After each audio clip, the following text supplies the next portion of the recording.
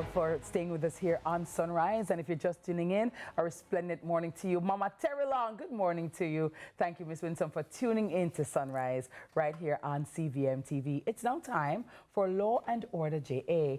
And the scenario sent in today reads as follows. My name is Zoe, and I'm one of 3 shareholders in a small, successful company specializing in entertainment, decor, and lighting. The other 2 shareholders are Adam and Damian, and I recently learned that Adam has been pocketing company funds for himself. I also discovered that Adam executed a huge contract with another company which he owns with his wife. When I confronted Adam, he told me that I should leave the running of business to quote-unquote grown men. Damian and the rest of the staff do whatever Adam says, and I don't have access to accounts or financial records of our company. How do I hold Adam accountable and prevent further losses to our company? Here to help us ventilate these issues, there's attorney at law and partner at Nunes Schofield Dillon and Company, Mark Paul Cowan. Good morning, counsel. How are you? Good morning, guys. Very morning. well. Thanks welcome. Nice to have you again. Yes. It's a lot to dissect, a lot to distill. Where do we start? What area of the law are we tackling this morning? Well, we're looking at directors' duties, shareholder rights, and based on the scenario, Zoe has some legitimate concerns. Right. The pocketing of company funds obviously could be a criminal offense. It also raises questions about his fitness to be a director. The company also has to be concerned about the reduction of his profits. Zoe could be affected in terms of dividend payments or the company's ability to reinvest in growth opportunities. And then now you're looking at issues in terms of access to company documents and financial records. Now, as a director herself, Zoe has independent duties to the company, and she has serious legal responsibilities under the Companies Act of Jamaica. So she needs to know what is happening with the company. So she It's her right. It's her right. She's entitled to these documents, so she can be able to discharge her duties properly. And then we look at this issue with this other company that Adam has with his wife and executing this contract on behalf of the company. I'll call it the bad contract, right? That raises serious issues in terms of conflict of interest. Was this disclosed to the other directors? Did the board sign off on this contract? And what are these unfavorable terms? Is it causing losses to the company? So a lot of things, a lot of issues, serious concerns here for Zoe. So what would she need to do then, Mark Paul? You know, find out what a company lawyer, a commercial attorney at law, what would be her next steps? I mean, should they try mediation first? Say, for example, speak to Adam about it, get the other company directors involved to say, okay, well, she's already suggesting that the others, Adam and have sided with. are already to one side on this matter.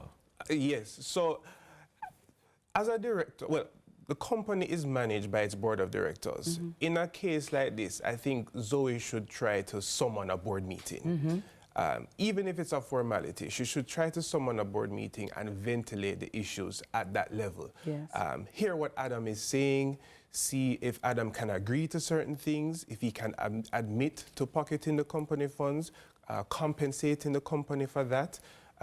Maybe she can consider asking him to resign from his position because these are serious issues. So that's one step she can take.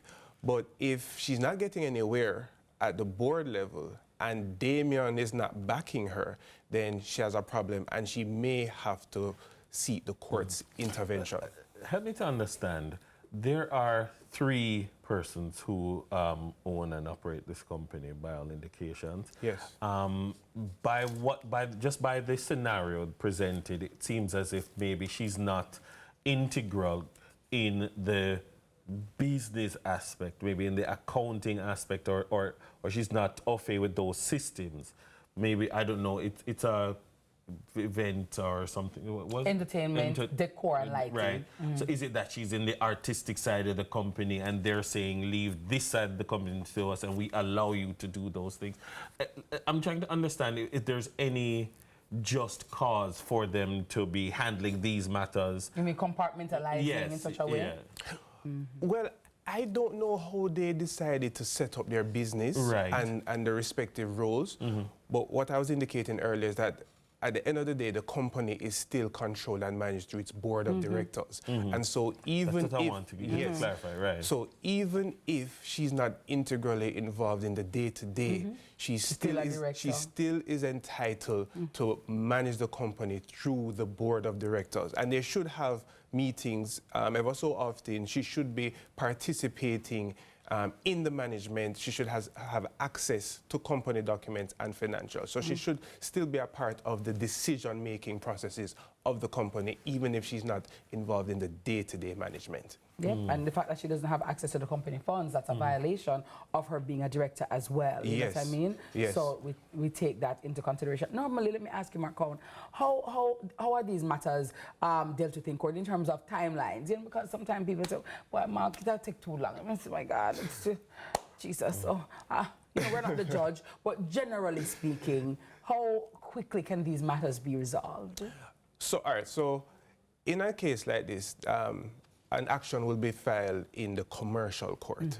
And Zoe, if she doesn't have board approval, because usually the board is the one that will sign off on taking action against a director, but she doesn't have the support of the board. So she's going to have to take out a special action called a derivative action. And it's filed in the commercial court that moves at a quicker pace, but still may not be as quickly as you would want it. What Zoe would have to do, on top of filing the derivative action, she would have to seek some emergency reliefs from court. So she'll have to make an application for an injunction, right, to restrain Adam from conducting business on behalf of the company. She And touching any company accounts. Yes, and she could get what you call a mandatory injunction as well, directing Adam to produce certain documents. So she'd have to get emergency reliefs and injunctive reliefs, and that can be done fairly quickly. That's not a year's thing we're talking about, or even months.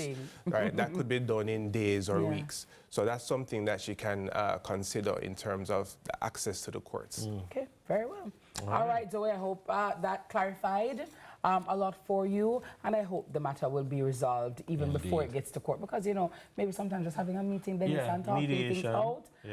That can help. But if you're not getting any redress there, then you have the court as your next step. All Thank right. you, sir. Our guest has been Mark Paul Cowan, attorney at law, and he's partner at Nunes Schofield Diliad, guiding us through directors' duties and shareholders' rights in this Law and Order JA. It's now time for a break, but there's more Sunrise after this.